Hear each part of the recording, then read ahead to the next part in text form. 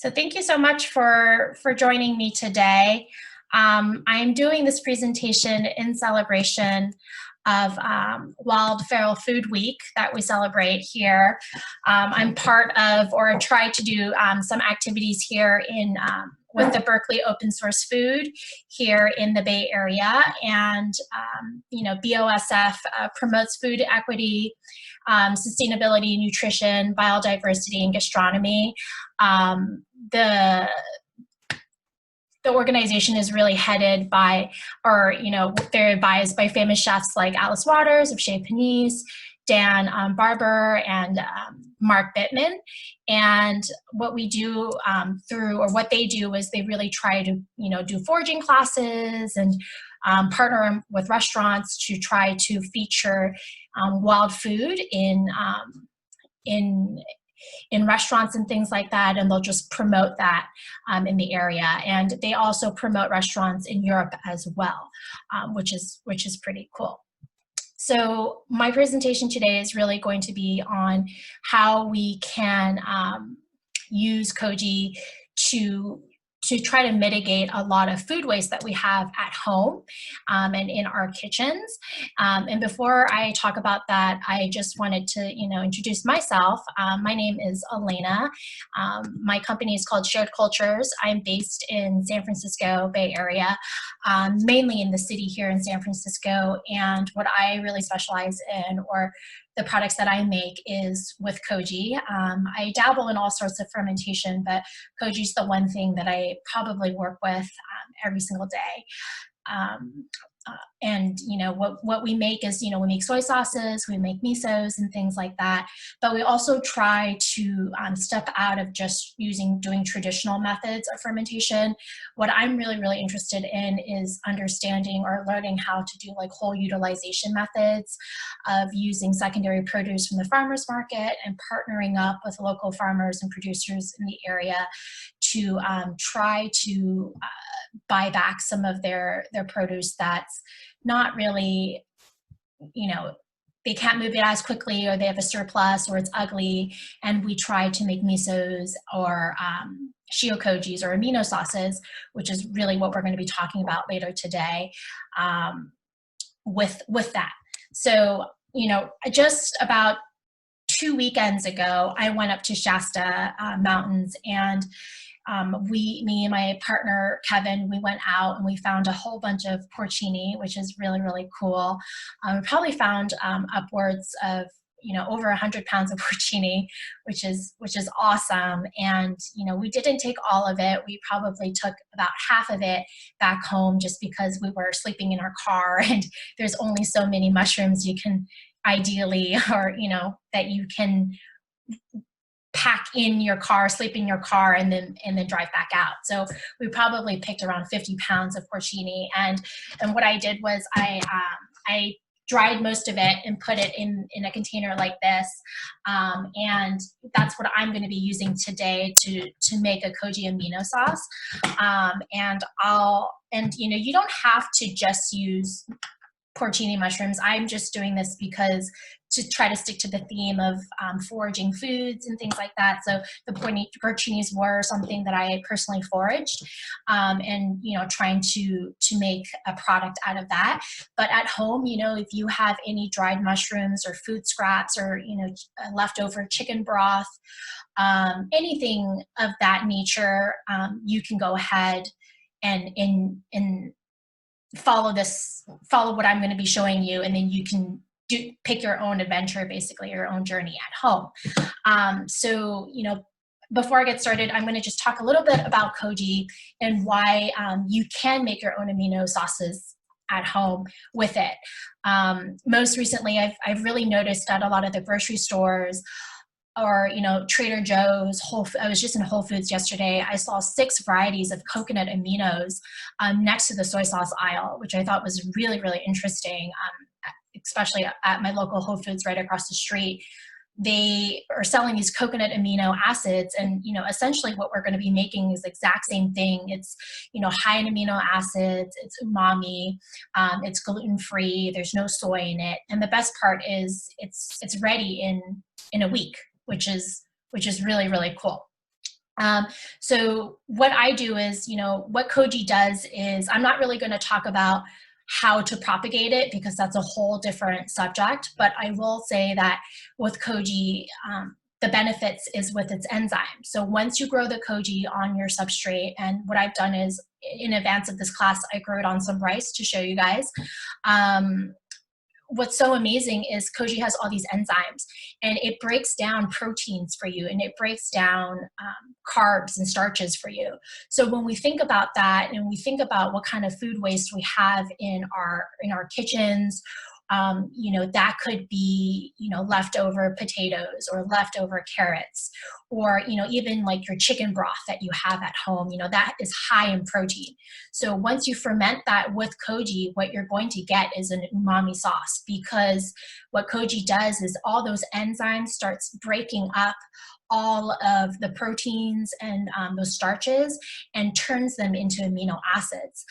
Because Koji doesn't have a stomach per se, it's an alive fungi, and what it does is it absorbs all its nutrients with its body and its environment and its enzymes.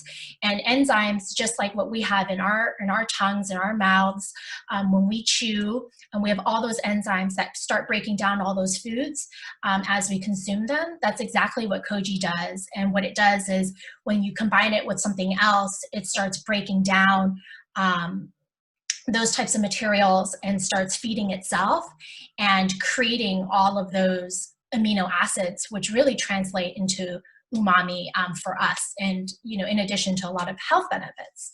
So I'm going to go ahead and grab the Koji right now.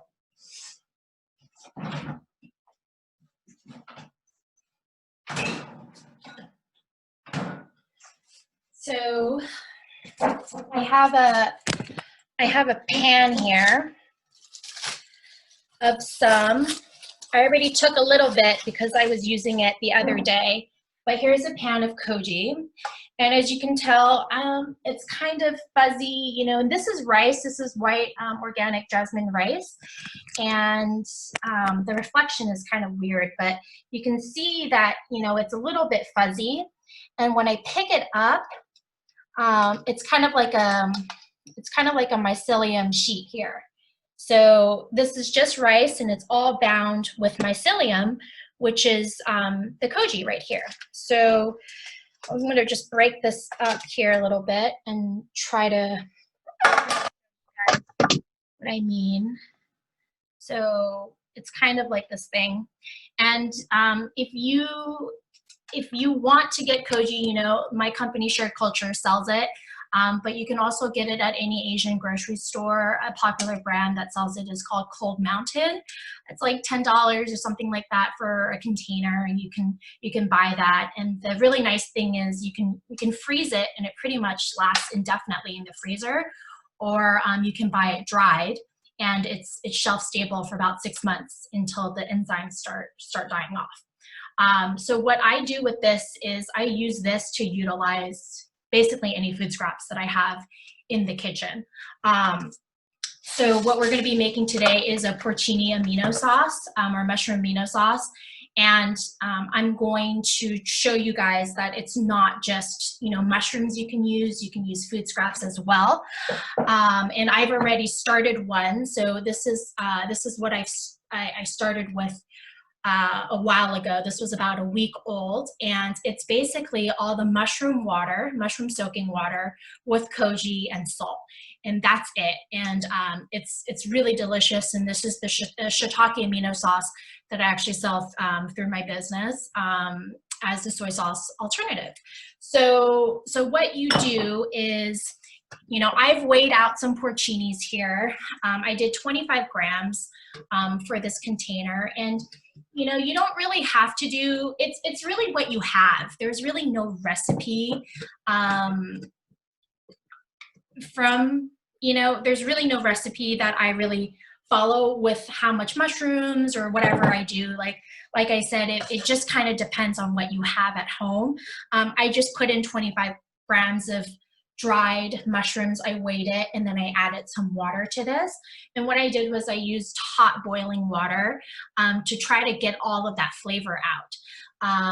So, you know, in the past, I've also, like I said, I've used chicken broth before, or, you know, like when you, I know we haven't really gone out to eat in a while now, but, you know, when I go to a restaurant, sometimes like when I go to the, like a pho or ramen places, ramen shops, they give me the leftovers, like, you know, the soups, the broths, I save that, and then I add koji to it, and I ferment it with salt to get kind of like an amped up version of a really delicious kind of amino sauce, which then I'll use to either, you know, it actually, by that time when you ferment it, it lasts pretty much indefinitely in the fridge. And it extends the shelf life, and it just tastes better. So at that point, I use it as a seasoning, or I'll use it to cook with. You know, I'll take that and sprinkle some in and saute my vegetables with it, or whatever. So that's kind of like the uses that I like to do. Or, you know, rice porridge is really, really great.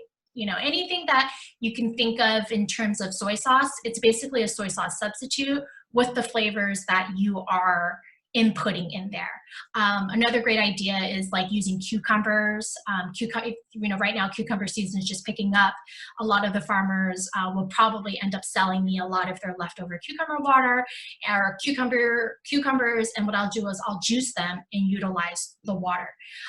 So, you know, the basic recipe really is just equal parts of koji in weight and equal parts of water in weight for your amino sauce. And then, you know, depending on what you want to do, you know, I usually do about 5% salt.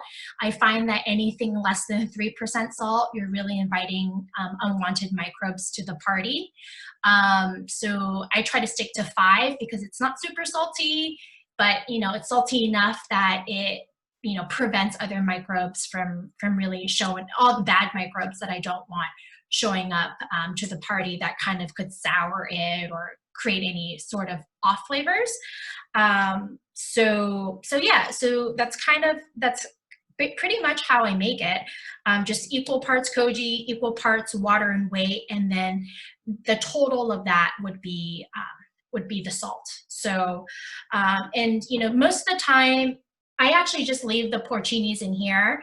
But what I've also done is, you know, you can also strain it and then use those porcinis to cook with. Because a lot of times, you know, you can buy dried mushrooms from the store, and, you know, you really just, you know, they tell you on the package to soak it and then just take the porcinis out and cook with. And then what do you do with the water, right? Like, you either save it for a broth or something like that, or you toss it away, because what you really, really want is the porcini mushroom that's rehydrated. So, you know, at this point, I can either strain this out and, you know, cook with it, or I can just leave it in. To be honest with you, I've done both, where I've, you know, done something like this where there's no mushrooms in. I strained out the mushrooms and I used it to cook with or make misos with.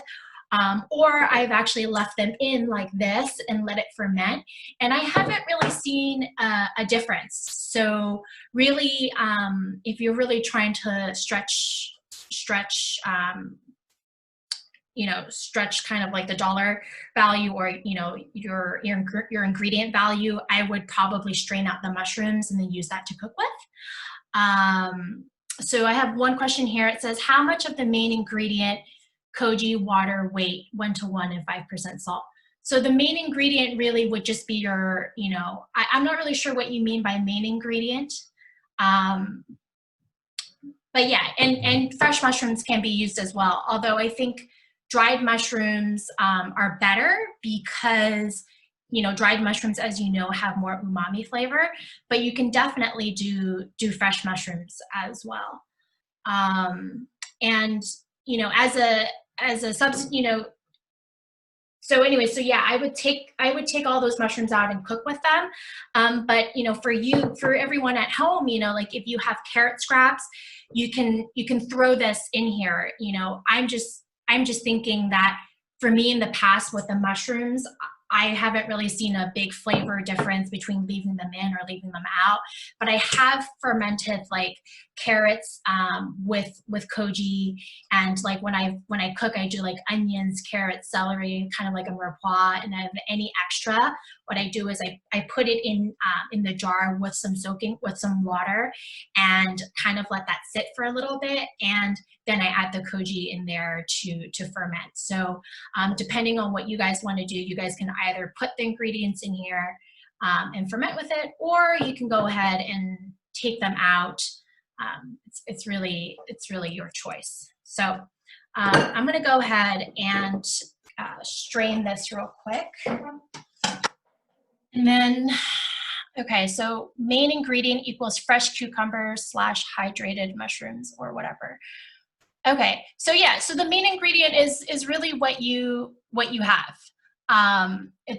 It's whatever you have available. If you feel like you don't have that much main ingredient, then I wouldn't dilute it like with a lot of water. If you have, like, let's say for your main ingredient, if you just had, I would just kind of eyeball it and proportion it out, but I wouldn't put more water than needed. Unless, if you have a lot of koji, then you can go ahead and put it in there.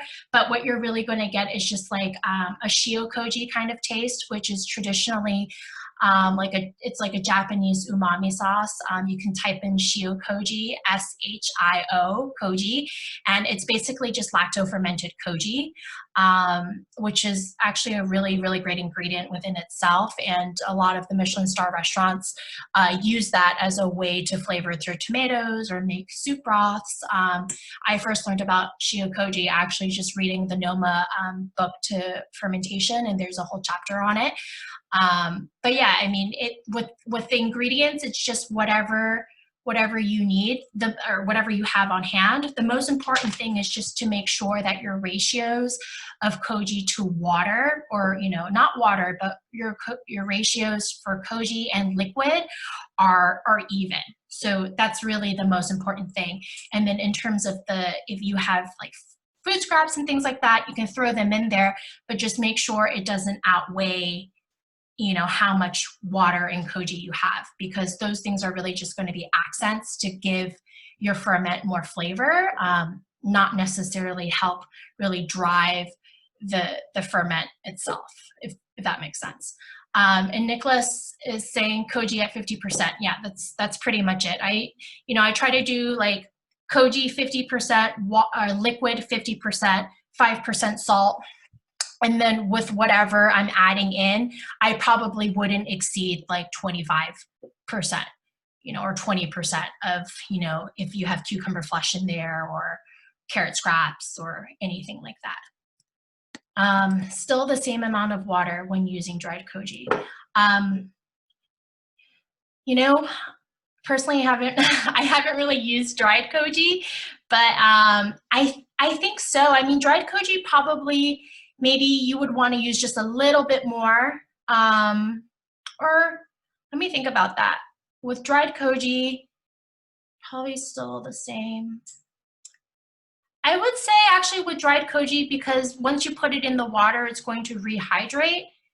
I think you're probably going to, I think still the same amount of water is fine. I think 50-50, it's kind of hard to know with different brands and things like that, how dehydrated they are, how well their koji is grown.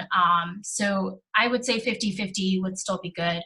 And yeah, you could also use, you can also take your dried koji and kind of rehydrate it just a little bit, and then weigh it out. But it's really not exact science. I just kind of do 50%. And 50% koji and then 50% liquid. So, okay. So I have this. I'm gonna go ahead and strain it real quick.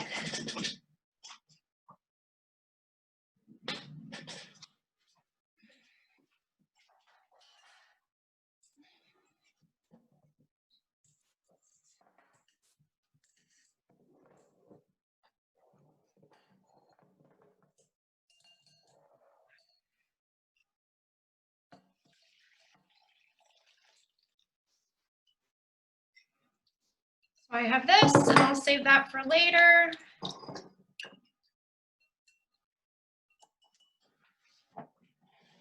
And then I'm going to actually pour this back in here, and I'm just going to weigh it out real quick.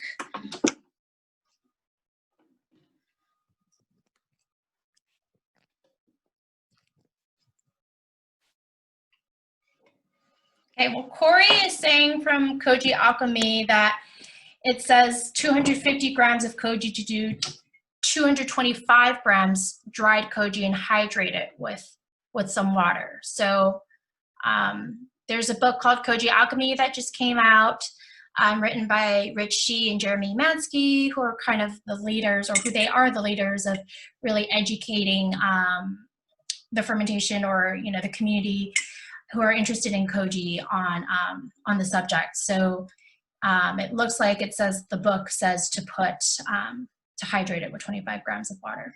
So okay, so I'm going to pour this in here real quick. Tar out my scale.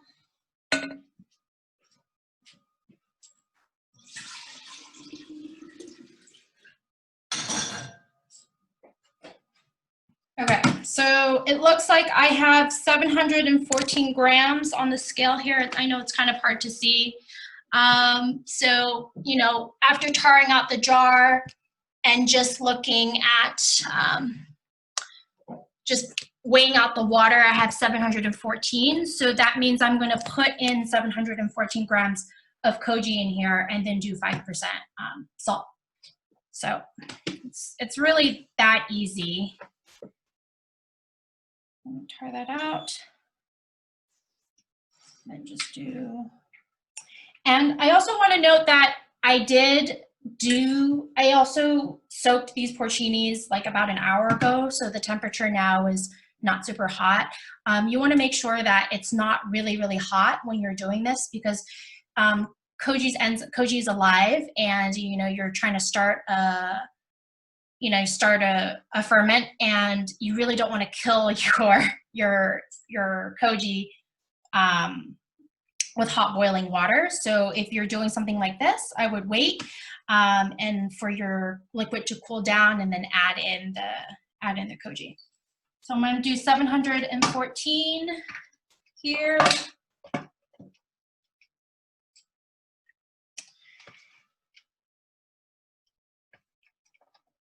Real quick.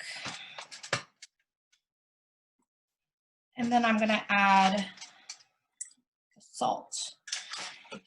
And really that's it, I have a lion's mane one that I made recently that I can show you guys real quick.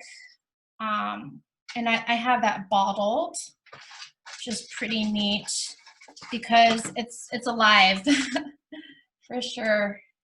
I did gas it this morning, so I'm hoping that it'll still stay pretty active.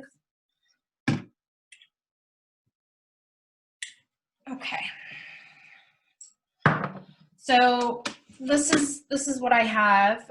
It's lion's mane, and you can see. So what I did was I did the exact same thing. I soaked lion's mane, and then I fermented it the exact same way. Added 5% salt, and you can see here that it's. So there was a slight fizz, and then you can see how it's starting to build up the pressure here. It's starting to bubble. So this has actually been in my fridge for probably 3 months now. I have a whole bunch of other things that I use in the kitchen. I use this sometimes just to add a little flavor to my broth, but it's alive, and you can see all the bubbles, hopefully. Yeah, and it smells and tastes great, so. Great, so Nicholas says enzymes will die off above around 140 degrees Fahrenheit. Yeah, so Nicholas actually owns a company in Maine called Go On Fermented Foods, and he does a lot of misos. He makes a lot of amazing misos and koji products. So thank you so much. Yeah, 140 is a good gauge to have for, making sure that your koji doesn't die. So before you add anything to your ferment, just take a temperature gauge and to see what type of temperature you're working with. And yeah, and you should be good, and these things are great because, like I said, I use it often I always have koji on hand to try to just utilize all my food scraps, and it's nice because it's fast. It's really fast. It takes about a week to ferment, which is nice because you basically do it and then you set it and forget it, and then within a few days it's ready. So IC is asking what kind of salt to use, and sea salt is what I like to use. So anything that's sea salt, any type of sea salt that's not iodized, that's what I would use. So any type of natural salt.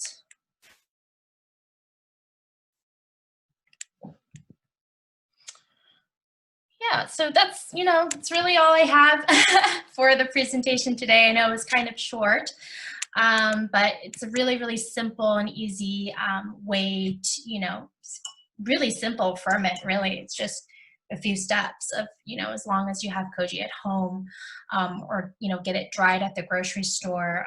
It's just simply just combining equal amounts of koji, your, some water, or, whatever liquid you want, and then your food scraps in there. And, that's really it. So, okay, I'm gonna go ahead and unmute everyone now. And if you have any other questions, feel free we can hang out and talk for a little bit. So, right. Yeah, of course. Yeah, so I've actually recorded this, so I'm gonna go ahead and post this on YouTube later today. I haven't really even created a YouTube channel. I can go ahead and so what I'm gonna do is if you wanna go to my website, it's I'm gonna type it in here, www.shared-cultures. Oh, I'm having problems typing in for some reason. But yeah, my website is www.shared-cultures.com. I'm also on Instagram at Shared Cultures, and I'm going to go ahead and upload this video onto YouTube, and I'll just let everybody know via email. So if you haven't signed up for any email notifications and you'd like to see this later today, go ahead and go onto my website and subscribe. That way I have your email, and then I'll just do a email campaign and just send it out with the link. So one question, is homemade more flavorful and nutritious than store-bought aminos? Yes, I would say so. I mean, a lot of the store-bought stuff is pasteurized. I'm still trying to learn a little bit more about, product pasteurization, but, with the stuff that I'm making at home right now, it's just, it's totally alive. So I find that to be a little bit nicer than the stuff that's pasteurized in store. But then again, I have read some, I have to do a little bit more research, but I have read that pasteurization is not necessarily a bad thing. So I think homemade is just more interesting and more flavorful because you're kind of in charge of your own adventure. So Jill's asking, do you grow your koji on the rice and then keep it in the fridge? So yes, I grow my koji on rice. I grow it on soybeans. I've grown it on vegetables before. But yes, I typically grow it on rice, and I keep it in the fridge when I need to use it. Normally though, because I am trying to make as many ferments as possible, as soon as I grow the koji, I pull it and then I use it right away because the enzymes are really at the peak as soon as they're mature. So if I wait and keep it in the fridge for a couple of days, it's not going to be as potent as it is the day of. So I've used Cold Mountain before, and I've not used South River, but I know they're both great companies. I've used Cold Mountain before, and I never have had any problems. So the lime amino that I made. So that was a while ago. That was more like a miso, I think, though. I took some lemon, and this is kind of going past sauces and really into like jangs or like misos, or like pastes. What I did was I took some limes and then I took some koji and I took some rice and I fermented it into like a miso basically. And koji has some debittering effects, and I fermented that for about like 6 months or so. And then I used it to cook kind of like I called it kind of like a koji, like Moroccan lime thing. But I didn't have any problems with the pH of the lemons. In fact, I think after I combined it with the koji, everything just seemed more stabilized. But I'm not really sure, the science behind it. I just know that it tasted, the limes became more soft because the enzymes were at work, and then it just wasn't as bitter. Have you ever used kimchi to make an amino sauce, and how did you enjoy the outcome? I have not used kimchi to make an amino sauce, only because when I make kimchi, I eat all of it. So I have not done that. So Corinne's asking about how we grow our own koji. I actually have a YouTube video online through an interview or workshop that I did through Modern Forager. So if you just type in my name and then Koji, you'll see, or Modern Forager, I have a whole 90-minute video talking about how to propagate Koji at home. Would it work if you use some milk instead of water?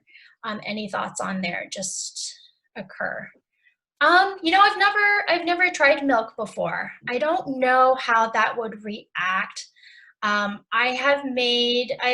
done a miso with koji and cheese before, and that was really, really, really good.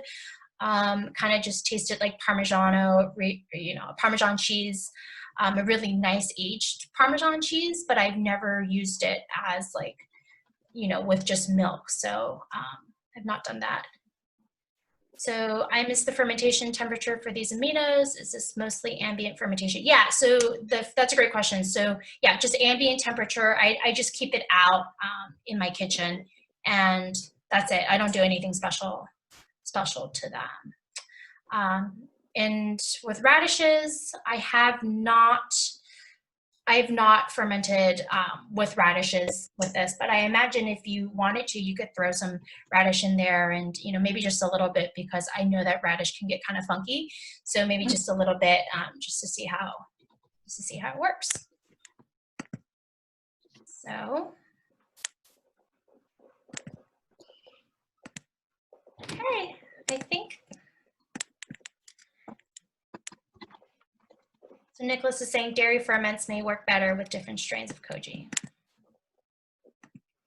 How do you know when fermentation is complete? So this has been going for about almost a week now, I guess, and most of the rice has risen to the top, and that's kind of a good sign that it's starting to get ready. There's still some more koji rice sitting on the bottom, so I'll probably wait a few more days until this is ready. But that's usually a really good sign, is that when the ferment starts building up pressure and everything starts rising to the top, is when I start, thinking that it's ready to go. And, I stirred this morning with all of these ferments. You try to stir it as much as possible to get just to make sure everything's moving in there and that there's no surface mold on top. So yeah, so this one I think is probably going to be ready in a few days. So yeah, that's, with the stirring it helps, for burping, for your question on burping there. What is the key difference between an amino sauce and shio koji? It seems like the koji to water ratio is just about the same for shio. Is it just 20% veggie mushroom mix that's different? Yeah, so amino sauce is basically a shio koji. A shio koji is kind of like it is an amino sauce. So there's really not it's just a different way to say it. and the Koji to water ratio is about the same. Yeah, so that's true. And then in fact, you know, in terms of the 20% veggie mushroom mix, that's different. It's just whatever you have. I'm using mushroom water, so you know, as long as your liquid is even to Koji, you're going to be good. And then you can, you know, if you don't have that much Koji, that's fine too. You can always just do a little bit less, but I just try to aim as close of proportions as possible. And then with the 20% veggie scraps, yeah, I mean, you know, you just don't want to put over more vegetables than water, or more vegetables than Koji. And then I open the jar probably every day, because I try to stir my ferments every day, just because I want to make sure that there isn't any surface mold growing on top. So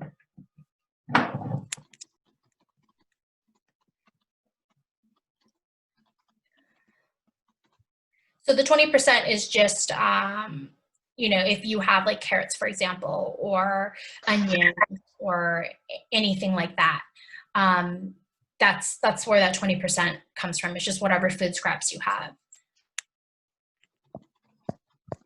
Yeah, and it is 1-to-1 and then 5%. So.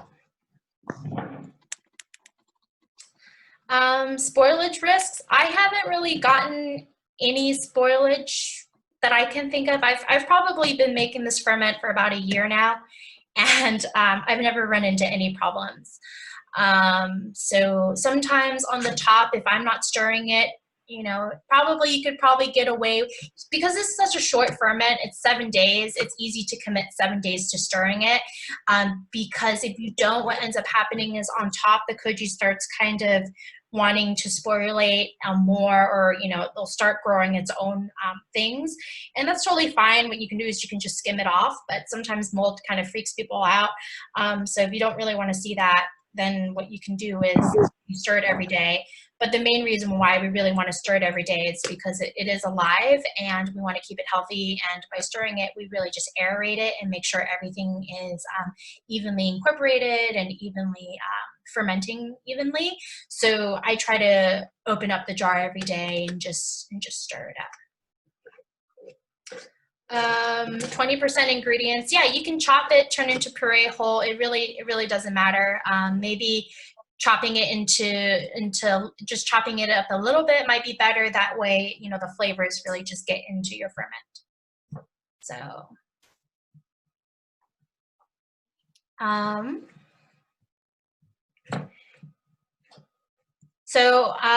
you know, I don't know if this time I'll type something up, but what I'll do is I'll put this YouTube, like I said, I'll put this thing on YouTube later today. If you just go onto my website and subscribe, I'll go ahead and send out a link later tonight with this recording. It sounds like it's more important to make a delicious broth rather than try to calculate some ratio of water and veggies. Yep, that's good. I mean, it's just, if you have food scraps, I just throw it in here, and that's just my way of trying to mitigating whatever vegetables and things I have left over. Yep, and once it's done, you can strain it in jar, and what you can also do is you can either blend it up, and if you want. I know that depending on how refined you want your ferment to be. I know that a lot of Michelin star chefs that I have sold Shio Koji to in the past, they like it refined, because then they don't have rice bits in their ferment. But you know, at home, you know, you can just blend it up and, you know, use it as a sauce and things like that. Or you could strain it and then use the leftovers to kind of do a quick pickle on like vegetables and things. So I've done that too, where I've strained it and then taken all of the rice or the Koji rice and used it to cover like cucumbers or tomatoes, anything of that nature. And, you know, an hour before dinner to do like a quick Japanese pickle.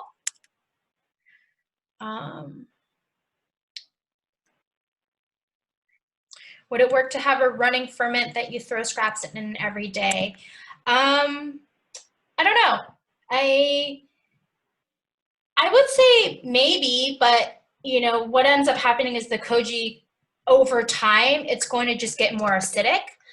So it might not be so good towards the end. So about 7 weeks is when not 7 weeks, in about 7 days or 1 week is when I usually take the ferment and harvest it, and then I either strain it and then put the ferment in the fridge, so then there's no more really, it becomes dormant, and so there's no more fermentation activity occurring and the flavor is stable. If I leave it out, what ends up happening is it turns a little bit acidic and sour, which is fine if that's something you're looking for, but I prefer to just after 7 days just to cap it and put it in the fridge. Yeah, and Arnold, your comment about dehydrating them and powdering it to season, I actually do, I do take all of this and I strain it, and then I dehydrate all of my rice koji, and I do sell that. I find it actually rehydrates really, really nice, and it's a really great, like, shelf-stable meat marinade. So I do that. So, Bragg's amino sauce, I'm not sure how they make that. I think it's more of, I don't even know. I really should know how Bragg's amino sauce is made, but I'm going to tell you that I don't know how Bragg's amino sauce is made. If it is a ferment, I'm 100% sure they pasteurize it if it's a ferment, because it just manages to stay stable and not go acidic, because it's technically all the enzymes have not died. In amino sauce that's not been delicious. I haven't really made anything that I can think of recent memory that's not been delicious, in terms of, as long as you're combining koji with delicious foods and understanding that, the enzymes really like to break down proteins and starches, and you feed, you give your koji that, it usually turns out pretty umami. So, okay. All right, guys, I think that's all the questions that I see here. Thank you so much, everyone, for joining, and I will post this later today on YouTube, and if you want an email from me, I'll try my best to recap a little bit of what I talked about and just share the basic recipe with you. But if you want an email from me, go ahead and subscribe on my website, www.share-cultures.com, and submit your email and get on my mailing list, and I will get that to you later today. Yeah, and thank you so much, everyone, for joining me today and celebrating wild food. So I'm glad I could, hop on here and see everyone and talk a little bit, about koji and what I do and utilizing food scraps. So yeah, thank you so much. All right, bye, guys.